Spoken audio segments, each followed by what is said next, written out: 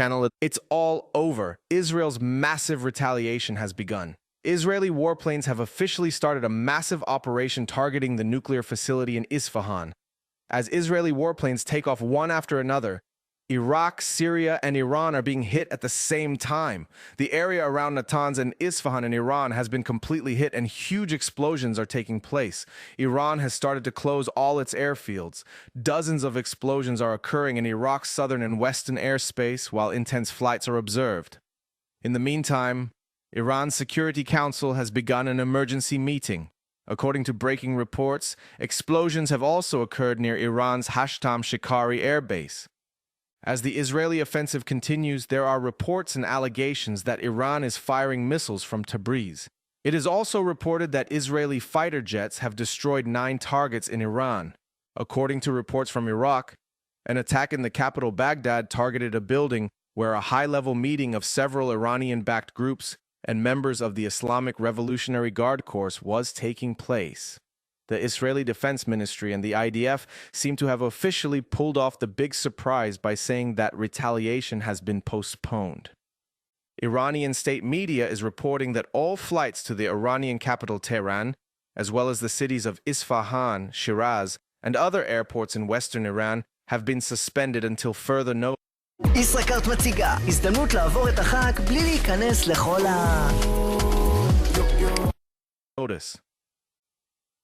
Sources in the Islamic Revolutionary Guards Corps have confirmed that Israeli missiles struck near the city of Khajavaristan in Isfahan province in central Iran. Iranian media outlet Islamic Republic News Agency is reporting that air defenses were active in several provinces in western Iran when the explosions were heard near the city of Isfahan. The record of the war was broken today with the largest and most comprehensive operation. After weeks of operation, the Gaza commander was officially captured. Hamas has fallen on the center line. As a result of the extensive operation, both senior leaders and more than 100 Hamas bases were destroyed. The Israeli army is focusing on the north of the Gaza Strip. Part 2 of the operation began in Beit Hanun. Full IDF control of the northern line is almost complete. But Hamas, Iran, and Hezbollah are in revolt. They have published a map of Israel, while Iran is openly threatening. The spy ship Iran gave to terrorist organizations has turned the focus back to Iran. A warning came from the United States and told the IDF to be cautious. In this process, the main attack point of the Israeli army became clear. The operation to Rafah begins. I shared the titles of the most important reports of the day with you. Now let's quickly start our video with the most important reports of the day. Firstly, with the outbreak of tensions between Iran and Israel, the IDF began the first step of the Iron Shield operation. In line with the operation, the IDF began to hit the meeting areas of Iranian-backed groups and Revolutionary Guard commanders in Lebanon and Syria one after another. In fact, similar operations took place today, but they are now more extensive than ever.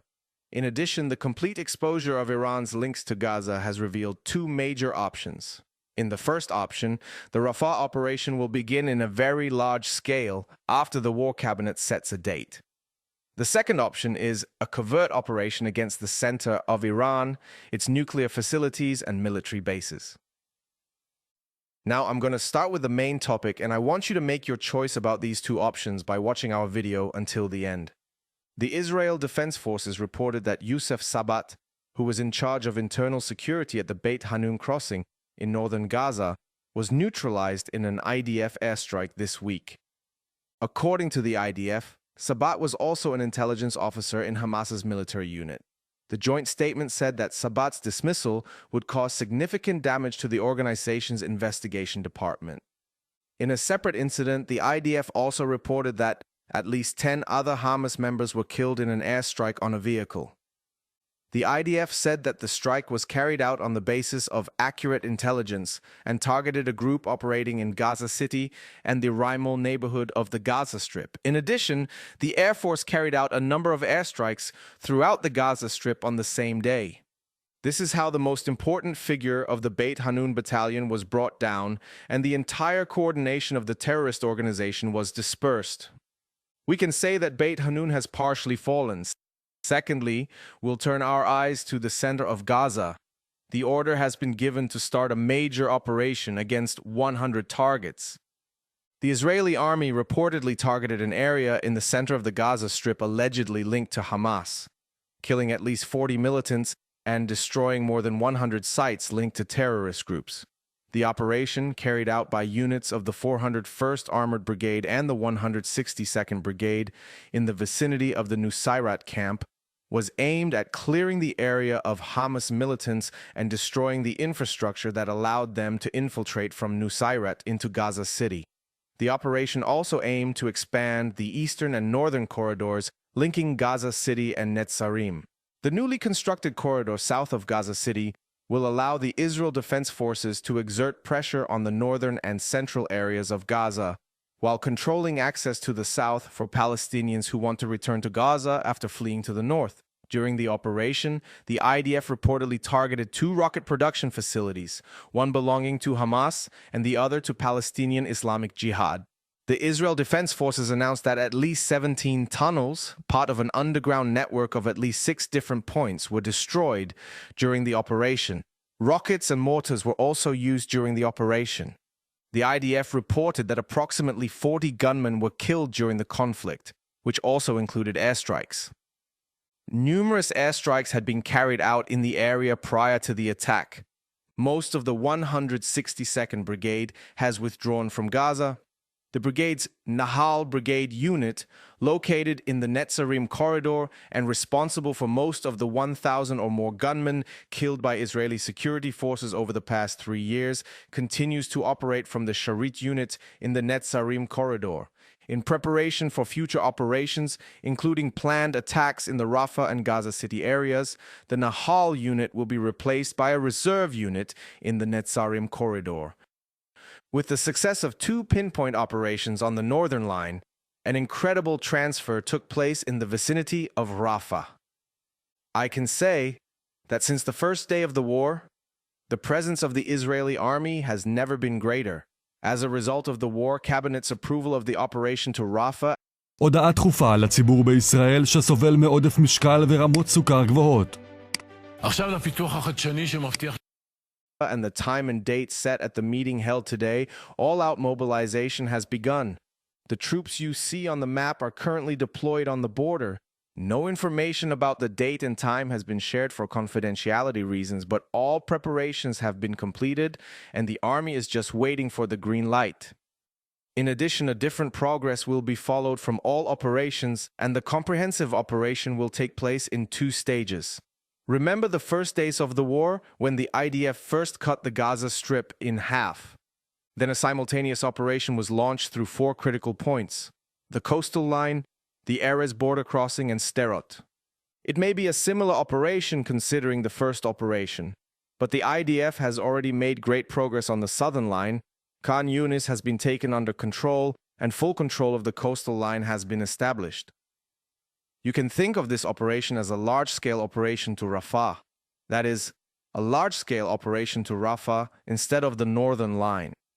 At the first entrance to Rafah, the area can be divided into 2 different areas, and Hamas's communication can be completely cut off. Then the second part of the operation will begin.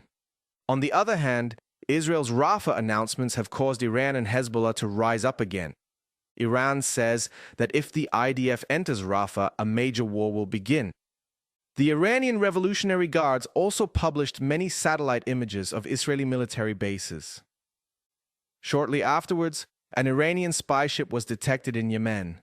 It was announced that the spy ship continues to collect intelligence information stationed in the Strait of Hormuz. Brigadier General Ahmad Haqtalab, the commander-in-chief of the Islamic Revolutionary Guards Corps, which is responsible for protecting Iran's nuclear facilities, warned Israel not to strike nuclear facilities.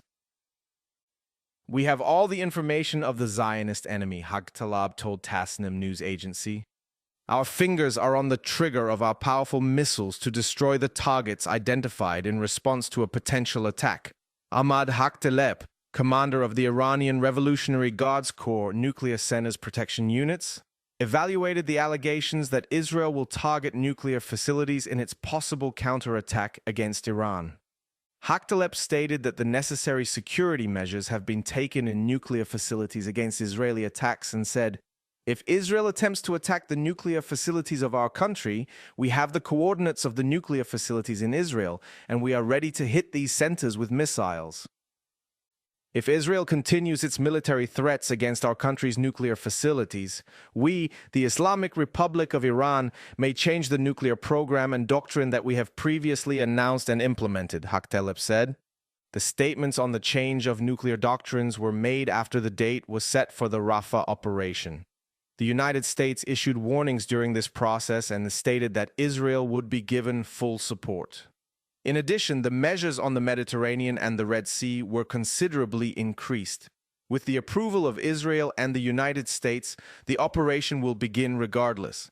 The Israeli Ministry of Defense also shared the range of F-35 fighter jets and images of all nuclear facilities in Iran after Iran's statements.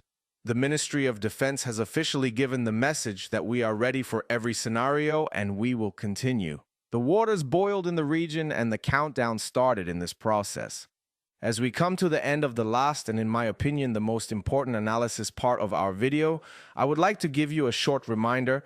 I would like to state that we follow and analyze current and accurate news for you, moment by moment. We share with you the news we receive from more than 100 correspondents in the region and the reports we obtain from military public information systems. It is also worth mentioning that we work more than 15 hours a day. Therefore, if you would like to make a donation, please click on the Super Thank You button. Your donations enable us to deliver our news to more people and provide better quality reports. You can also like the video and support us by commenting. We have come to the end of our report today. We will see what will happen in the coming days together. Here we are at the end of another video. You can like the video to support us by subscribing